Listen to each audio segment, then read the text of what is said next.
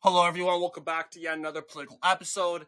So, we got some difficult news to share in regards to the Republican Party. Republicans have gotten trounced in Iowa, in which, in a special election that happened last night, in a pretty good Trump district, and we got to talk about it, in which Democrats will call a very big load of cope. But although I think this is an important video to talk about, and we need to review more of these results because it furthermore puts a spotlight on the problem with the Republican Party, with its problems with just in special elections in general.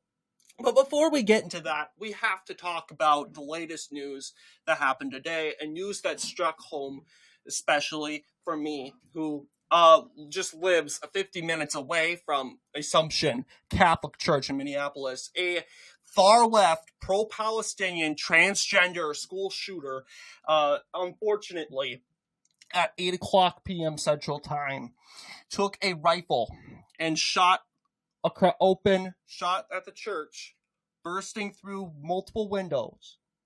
The individual then used the windows as a barricade and began shooting at the kids who were praying at morning mass. One kid, named Victor, ultimately seeing the vicious hate out of this idiot, decided to shield his friend.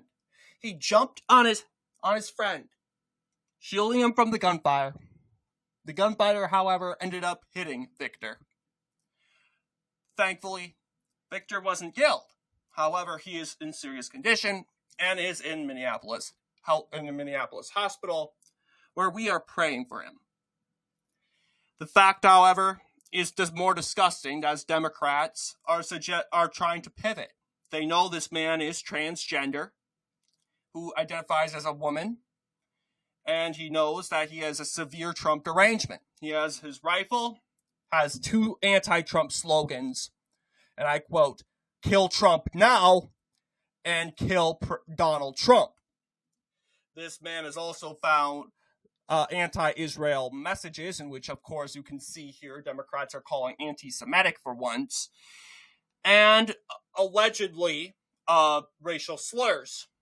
And Democrats are, of course, suggesting that the racial slurs must mean that the school shooter is a right-winger.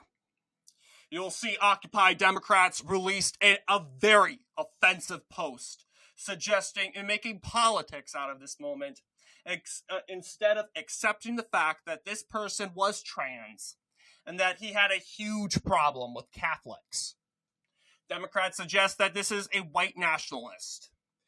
And in new words, saying the Minnesota Catholic school shooter was identified as a 20-year-old Robin Westman. On his gun and gun magazines were written anti-Semitic messages. He's not an immigrant. He's not Antifa. He's not ISIS in ISIS. But yeah, another right-wing, white nationalist, homegrown terrorist, just like nearly all the others.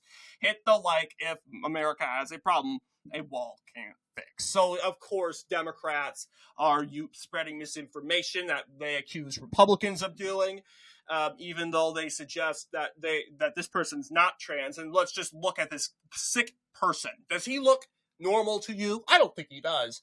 I think he looks pretty feminine, if you ask me. Look at the style of his hair. Men don't have that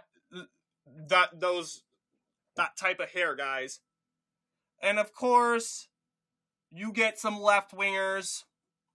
These kind of people at Trump, these people are just brainwashed. They know just as well that this is a transgender individual and they are save-facing.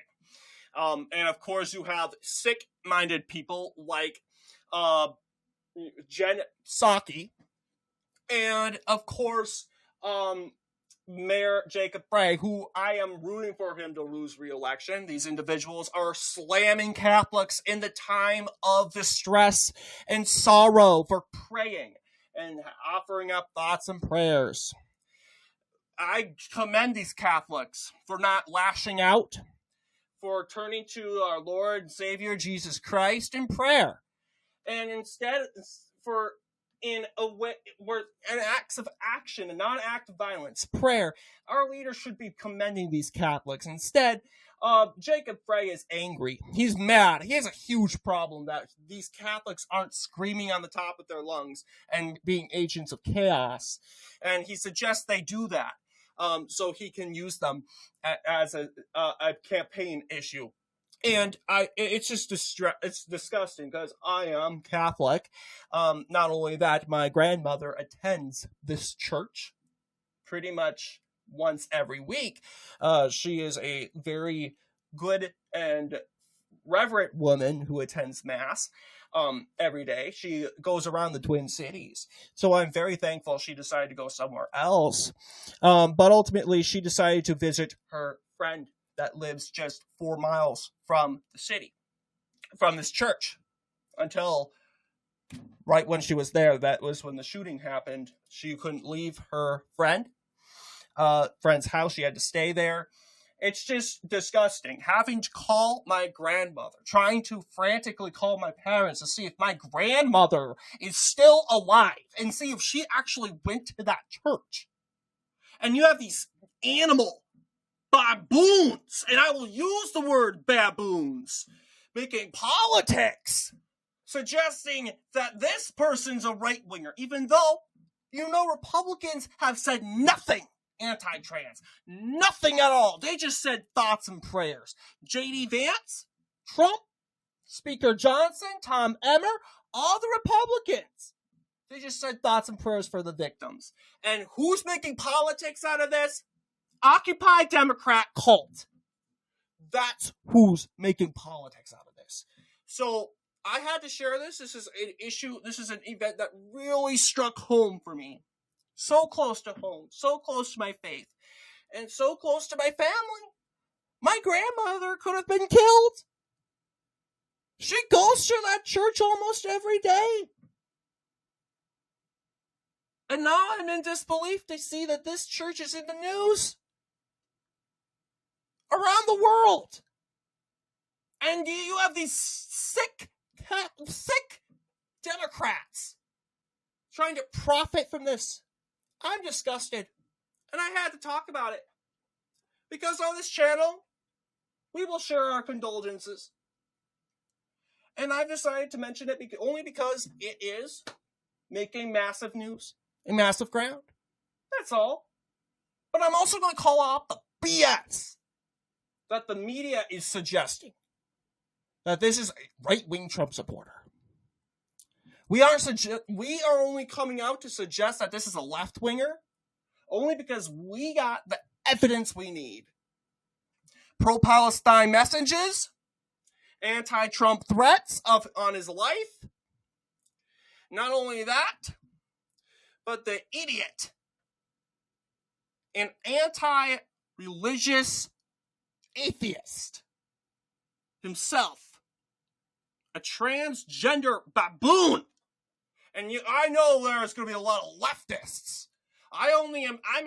I am mad. And I am so sorry to you stupid leftists that don't give a damn about our Catholic community right now. And about the kids. I'm so sorry that you're all butthurt. That you are all trying to save this idiot's face. Who's burning in hell right now. Because, believe it or not, this guy was shooting at the crucifix. Shooting at the cross.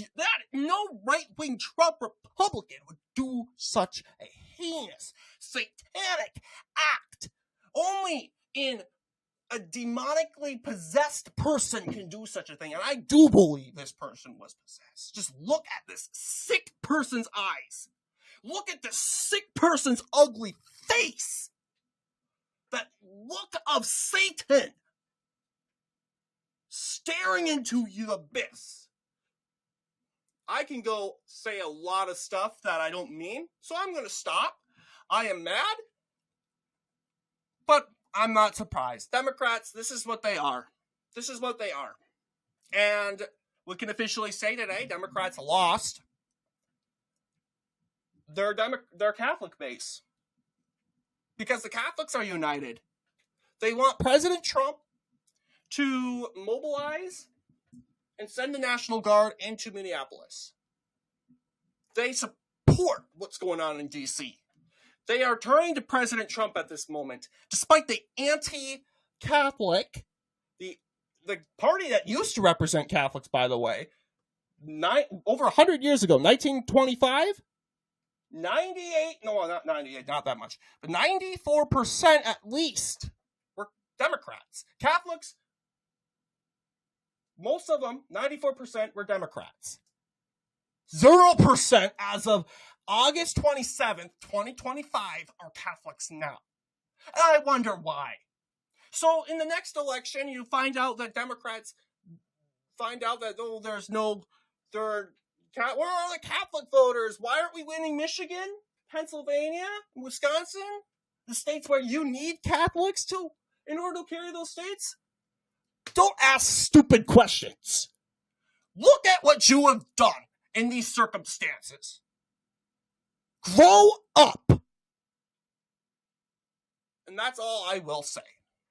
But we got to talk about Iowa. Because although Democrats had a good night last night, they are not having a good day today on the 27th.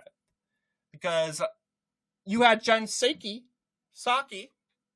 crying on national television because she knew she messed up. She knew that she feels the guilt of the messages she suggested that, Catholics, shame on you for praying for your dead, praying for the ones you've lost. Shame on you. You need to go on our far left agenda to ban guns.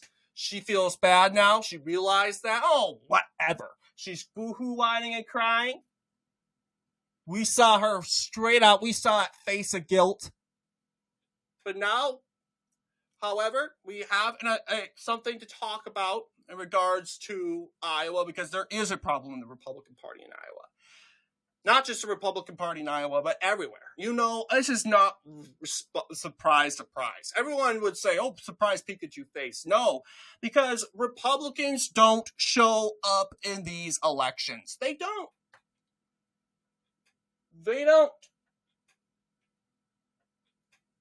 And as a result, Democrats win. And we do know that, obviously, in a special election that's not in November, that throws people off, Democrats are very likely to vote and find a plan. Now, Red Eagle has different takes than I do. He mentions about the possibility of Kim Reynolds' unpopularity. I disagree with that. I don't think, Kim Reynolds is not on the ballot. And the very likely issue is what he doesn't mention is the fact that this throws voters off. Voters, if you go to a Republican community like District 1, every single Republican in this district would say, we vote in November. Now, a lot of people do know that off-year elections do exist, like the mayoral race, the New York City race that is getting tons and tons of attention. And that's not going on in the midterms. That's not going on in a presidential year. So people can connect the dots. But when you have elections going on in August, that throws people off, okay? Especially Republicans, because a lot of our Republicans, especially in Iowa, didn't grow up really with special elections. Special elections have become a new age thing. And really, when you have an election like a Senate district, not many Republicans care. Because, let's be honest, Republicans are more normal than Democrats. Democrats think everything's a challenge to them. So, when they see there's an election, they think it's us versus Trump. So, yes, you do very likely have a mob of Democrat voters coming out. No, there's barely even a mob. You do have a good amount of Democrat voters coming out to support Catalin Dray, who's the Democratic nominee. And let's keep in mind, she does have a page, although she is now a official assuming office. She hasn't assumed office yet, but she will be a part of the 1st district very soon. Her background, don't really know if she has a background. But then you got Christopher Prosch. And Christopher Prosch isn't really name recognizable. And he was kind of controversial, and I don't think he says like 9/11 was fake. I don't think that was the sole reason why he lost. I think there's one sole reason only. People, A, didn't care that this was going on, or B, people didn't know this was going on. So the Republican Party is kind of split. Not every Republican knows these races are going on, and not every Republican cares, honestly. Really, Republicans will only vote if Trump's on the ballot. But if it's your average deep state Republican, they're not going to go out of their way to vote for them. Maybe in midterms, because Republicans have 2 years to prepare for that. But when you have a special election that just pops up out of the blue on the calendar, that takes people by surprise. So I do think that, yes, this is something that, how do you think Republicans can do better in this? It's going to be very hard, okay? And don't get me wrong, Democrats have a lot of issues, but Republicans do also. And this is probably Republicans' biggest issue, special elections. We go over the results in Wisconsin. Every single one has been 55% over. Why? Why has it been this case? So let's do a little brain review. So despite having more recognition than usual, Susan Crawford won by 55%. This is pretty much a good map, despite Brad Schimmel flipping some, not taking the brunt in the net worth of gains in counties. But you also got Janet Proskowitz winning by like the same margin. You also got Jill Karofsky in Wisconsin, same margin, 2020. 2019, though, is a different story. So I do think something. It's difficult to say. I do think mail-in voting, since COVID, has put somewhat of an effect to this. Otherwise, it's been like 5 years, 6 years. I just think Republicans have gotten lazy, and they don't know how to recover from it.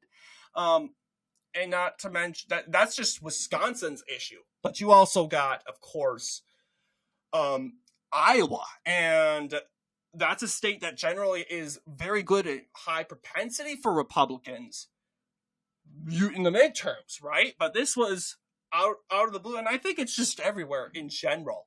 Everywhere. It doesn't matter if you're from Wyoming. Democrats would probably gain a Senate district in Wyoming. It doesn't matter how red it is. If Republicans don't know this election's going on, and if they assume that it's just not really a big deal, it's just a Senate district, there's only a few people going to be voting, I'm not going to be one of them, Democrats will win. Democrats will win. Period. So the likelihood, though, is Republicans will flip this seat in next year, I think, if they have a Senate election. Mainly because they'll have their base out and voting for the midterms. Okay? Their base was not out and voting. Half of their base didn't care. The other half of their base didn't want to vote. Well, that goes in line with they didn't care. But the other half of the base really didn't. The other half of the base just didn't want to, like, they didn't know. And I want to take a look at the Senate district, because a lot of people don't understand why the Democrats ultimately did have a chance because of the geography. You do have this area, and this area does have a major city, and that is a Sauk City. No, not Sauk City. Sioux City. Sioux City, Iowa. Okay? And Sioux City, give credit to it, it's mostly Republican. They will add this to you, but they do have a good Democrat propensity. Okay? So what that means is the likely ones to show up for sure are Democrats, right? They're going to show up.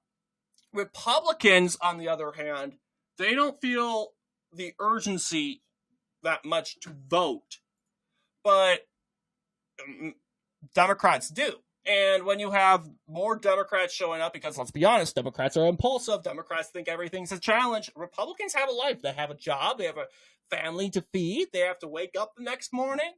And they're going to look, you know what? This is a race I don't really care about. I don't really like Christopher what's his name. I can care less if he wins or not. I don't feel motivated to stand in a line to get Christopher Proch the victory. That's all it takes.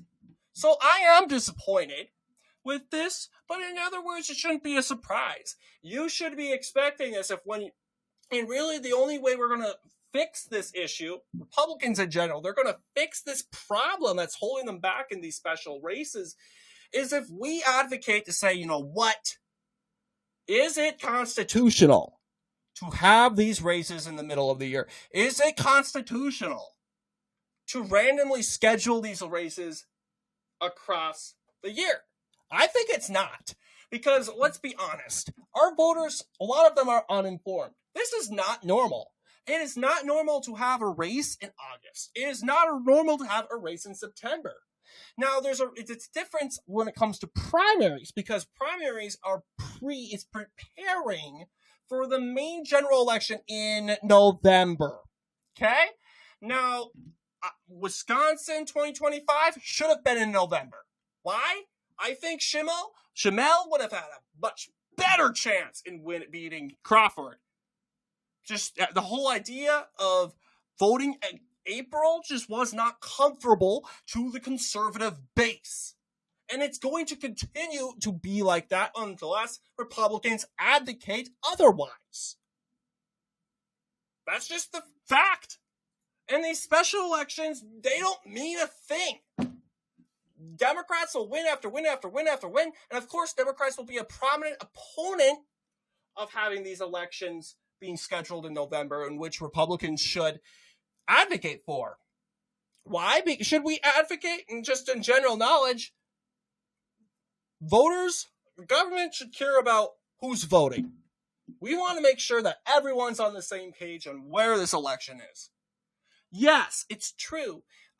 We want to make sure everyone is in line and in the routine of things. Like voting in November, like it's traditionally been. When you have it in springtime, August, fall, summer, well, fall doesn't really count because we do have it in fall. That's what it should be, November. But when you have it in early fall and stuff like that, it throws people off. It doesn't throw the new age liberals out. They just see election and they'll vote. Conservatives, though, a lot of older men, older women, they'll ask questions. Well, isn't this in November? Well, a lot of them are probably shocked right now. Wait, hang on. The election already happened? I thought this was going on in November. You see ads going around. Not every ad says, oh, this election is on this day. The Democrats won't add these ads for sure. They won't tell you that the day of the election. You see that they do trust their base that the Democrats would do more research. Republicans, not so much. They just assume everything's in November. And it's confusing because we do have a couple district races, special election district races this November. So you just jump on and assume that, it's in November, like it's always been. It's either, first off, we need to get these conservatives, tell these conservatives, look, forget about the past. We're in 2025. We have elections in April, unfortunately. That's just the way it goes. We need to wake our base up. Or if that doesn't work, then we have no choice. If this really is going to be a killing issue for Republicans need to say every special election needs to be in November. This Wisconsin Supreme Court race, they love their spring elections. We know Democrats will defend them tooth and nail for it, tooth and bone.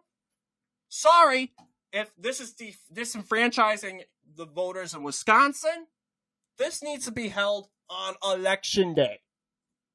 And that's what it should have been. The primary, though, there was not a primary for the Supreme Court race, but there was a primary for the superintendent race. That could be held in the summertime, like Virginia and New Jersey. But you see, it's kind of difficult to accuse that Democrats are manipulating the system because Wisconsin is such a divided state politically. But we do know that the Democrats would fight and defend the voting in these special elections in springtime because they know very well it benefits them. That's why you don't see much Democrats running around touting this. They're celebrating the school shooter of Minneapolis more than they're celebrating their election win. They completely forgot about it. Unbelievable. So, and that's part of the reason is they knew they were going to win. Let's be honest. They know that Republicans have a bad showing up issue in special elections. This is nothing new. So you could make an argument that this was either tossed up or put in the bucket for Democrats. I'm not necessarily sure I would have went in and said I'm predicting that this race would go to Democrats. I would say, looking at the electoral history, although it did vote for Trump by like 54, no, less than the Democrat won by, like 53% for Trump. So it's somewhat compatible, and it's Woodbury County, which holds the county of the city of Sioux City, which is relatively more liberal. Let's see how Woodbury County voted. Okay, it's more heavily Republican, but you got a good solid 37%, and you would probably, if you were smart and intelligent person, you would say that 37% is coming from Woodbury, Iowa. Okay? No, not Woodbury, Iowa. Sioux City. Here. Right here. I wish we could zoom in. In fact, we can see if I can pull up this map of mine, and we can zoom in into the area where we can and actually edit this map, because I take it that we might not get a map from Wikipedia, but we will see.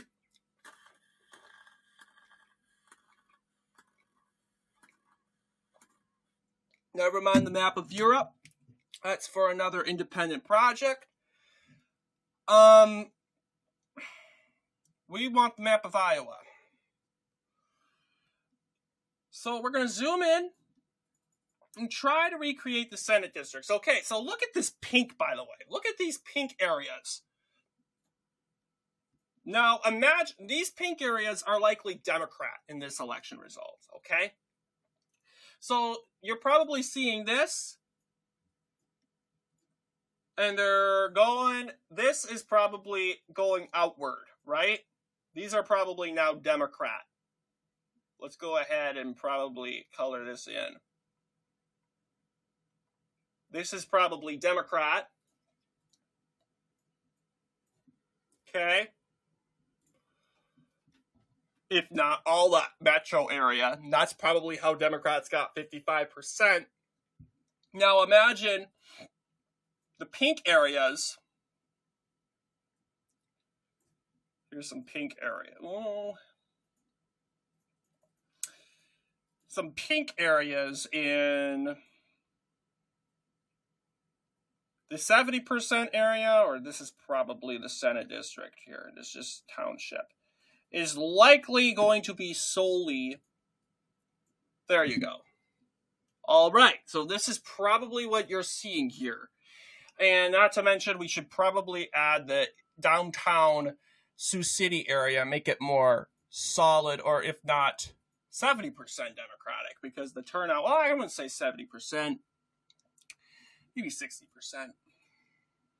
Maybe some precincts would be 70%. But you get this area, Sioux City.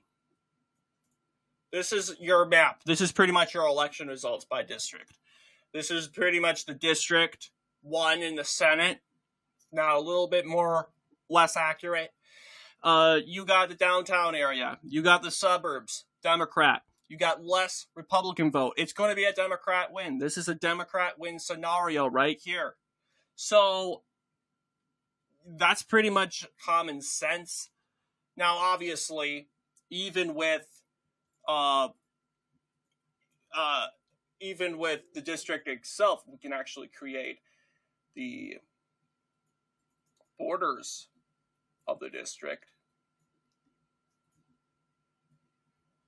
Here's our borders of the 1st district in Iowa. This itself, that's 53% GOP, okay? 53% Trump. All right? And you just have this area right here, and that's Sioux City. So when Red Eagle does say, oh, it's a heavily Trump district, I would say, not really. I mean, we could actually go and see Senate districts, if there are any. Obviously, we do know, it did vote for Trump. But I can guarantee you, going to, 2022 races, like Rob Sand and his race, Rob Sand won that district pretty easily. So, also, not to mention, you also got Michael Fitzgerald's district. Yeah, look at Woodbury County. It's in that pink margin for Republicans. So that pretty much tells me straight out on the top that this race is likely, that Rob Sand, Michael Fitzgerald likely carried the district. Despite Woodbury County being Republican, exclude northern Woodbury County, the South is solidly, or not, mostly Democratic. So this shouldn't be much of a shocker to most of said voters. Shouldn't be much of a shocker. It's sad because Republicans lost a supermajority. But I think Republicans should have prepared that this would happen. You have a special election problem in your state. Not just your state, but in every state. You got to get that better. And Republicans they're doing a very good job with keeps. Republicans are doing a very good job playing for keeps in the United States House of Representatives. You got to play keeps in special elections. You got to say, Supreme Court, ding, ding, ding, is it constitutional for these special elections to be held in the springtime to confuse voters? And is that constitutional? Because obviously the founding fathers made the difficult decision to say, hey, look, we want Americans have a right to be on track to know when their elections are. So we're going to have every presidential election be on the first Tuesday of November in every 4 years. That's what happened. I think it was in the 1830s that policy was enacted. Because previously in presidential elections, you had actually elections beginning in the beginning of the year. You had springtime elections, just like in Wisconsin. If we can pull up some previous election results, the first election was held in December and lasted to January 7th. And this one was held in November, was really coincidental. Well, it also happened in November, but this went back to October on Halloween. So yeah, you do have some elections in November, but it wasn't mandatory. I think overall, the process and the idea of the founding fathers, the idea of having it set in November was very popular and worked out for most Americans, and that officially became law. I want to believe 1932, first week of every November. 1932. Let's see if 1936 is somewhat different. Okay, yeah, you're seeing it held in November more. Actually, no, never mind. 1840 was held on the 30th of October. But yeah, it wasn't until a while. But the idea of holding these elections in the fall time originated during the time of the founding fathers, just to be quite frank. And of course, I think my internet is running low.